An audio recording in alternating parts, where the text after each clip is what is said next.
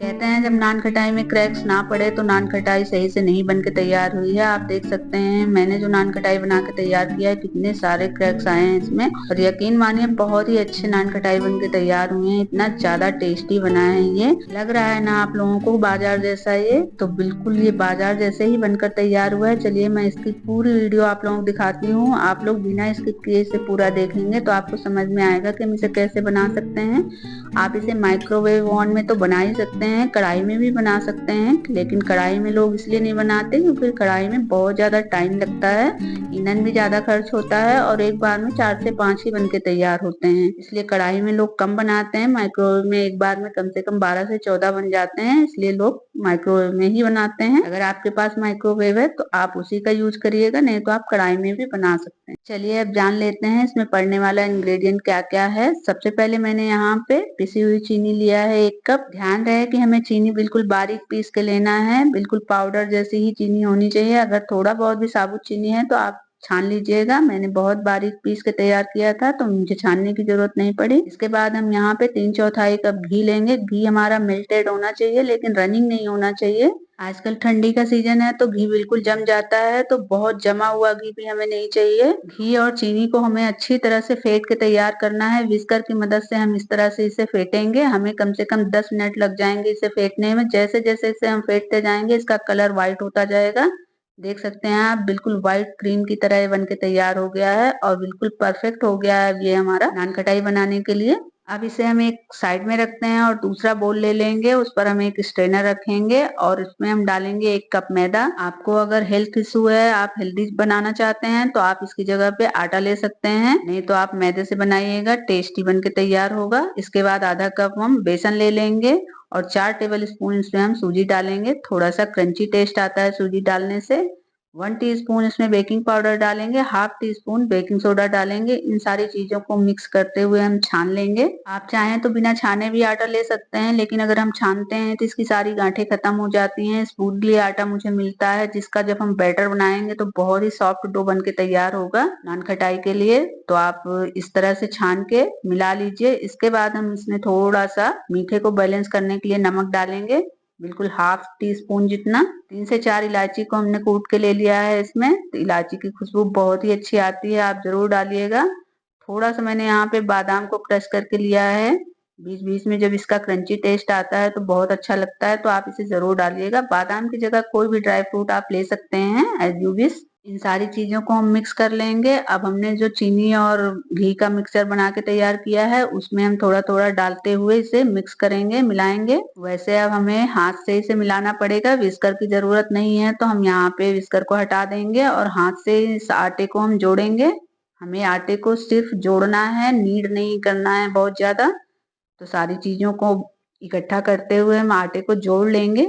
नान खटाई के लिए जो डो हम बना के तैयार करते हैं उसमें दूध या पानी का यूज नहीं होता है। दूध या पानी हमें नहीं लेना है, हमें घी के सहारे इसका डो बना के तैयार करना होता है, तभी ये इतना अच्छा क्रंची और क्रम्बल नान खटाई बन के तैयार होता है। इसे जोड़ते हुए बाई चांस आपको लगे कि इसमें मैदा ज्यादा हो गया है या ड्राई इंग्रेडिएंट ज्यादा हो गया है, ये जुड़ नहीं रहा है, तो आप उस समय थोड़ा सा मेल्टेड घी इसमें 2 चम्मच डाल लेंगे तो अच्छे से ये जुड़ के तैयार हो जाएगा।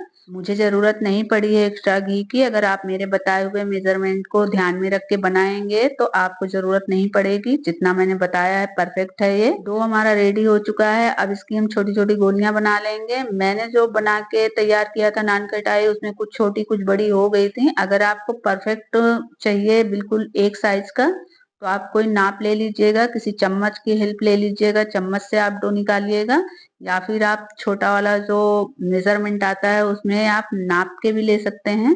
तो एक साइज की कुकीज बन के तैयार होंगी आपकी।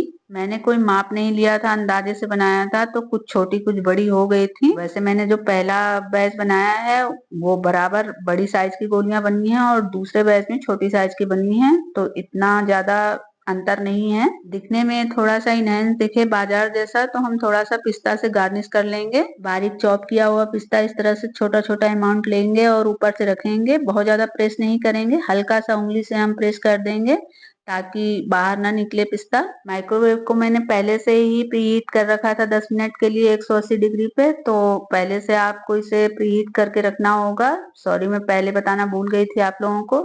ट्रे को अंदर रखने के बाद हम फिर से 10 मिनट का टाइमर लगाएंगे और इसे 180 डिग्री पर बेक करेंगे। जब ये बेक हो रहा था तो मैं इसे देख रही थी, देखने में बहुत ही अच्छा लग रहा था। जब ये क्रैक हो रहे थे तो इसमें क्रैक्स पड़ रहे थे तो देखने में भी बहुत अच्छा लग रहा था। तो मैंने वीडियो भी आप लोगों को दिखाई है, आप लोग देख सकते हैं किस तरह से बॉल्स मैंने रखे थे और किस तरह से ये हो गए हैं।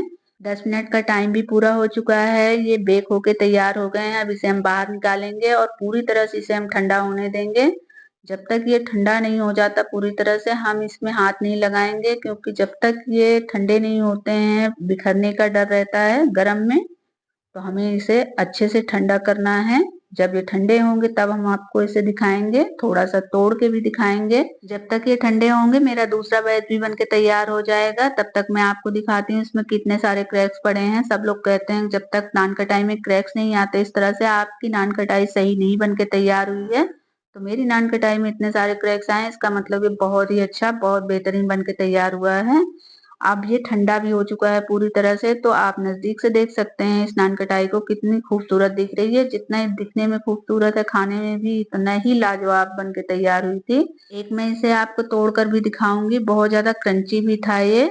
आवाज आप भले नहीं सुन सकते हैं लेकिन क्रंच कितना था और टूटने से ही आपको पता चलेगा। ये दूसरा बैच है मेरा जो बन के रेडी हो गया है। ये थोड़ा छोटे साइज का है, दिखने में बहुत ही खूबसूरत दिख रहा है, बहुत यम्मी है ये।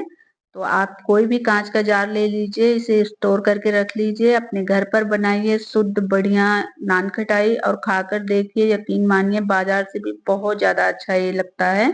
अगर आप लोगों को मेरी ये वीडियो पसंद आई है नान खटाई की और मेरा बताना आपको आसान लगा है तो प्लीज मेरी वीडियो को लाइक कर दीजिएगा, मेरे चैनल को सब्सक्राइब कर लीजिएगा, बेल आइकन जरूर हिट करिएगा इसी तरह की वीडियो की नोटिफिकेशन पाने के लिए। जिस तरह से आप टूटते हुए इसे देख रहे हैं आपको समझ में आ रहा होगा कि कितना क्रंची बन के तैयार हुआ है। मैंने इसे तुरंत ही खाया था, मुझसे रहा नहीं गया और बहुत ज्यादा क्रंची और टेस्टी बन के तैयार हुआ था। आप टेस्ट बढ़ाने के लिए कुछ भी डाल सकते हैं इसमें, जैसे कि आप इसे सौंफ से भी बना सकते हैं, सौंफ का फ्लेवर दे सकते हैं इसमें, इलायची का फ्लेवर दे सकते हैं, केसर का फ्लेवर दे सकते हैं। आप अपने तरीके से इसे एंजॉय कर सकते हैं किसी भी तरीके से बना के। तो जरूर बनाइए, इसे जरूर ट्राई करिए एक बार, इसे अपने फैमिली और फ्रेंड में इसे शेयर जरूर करिएगा।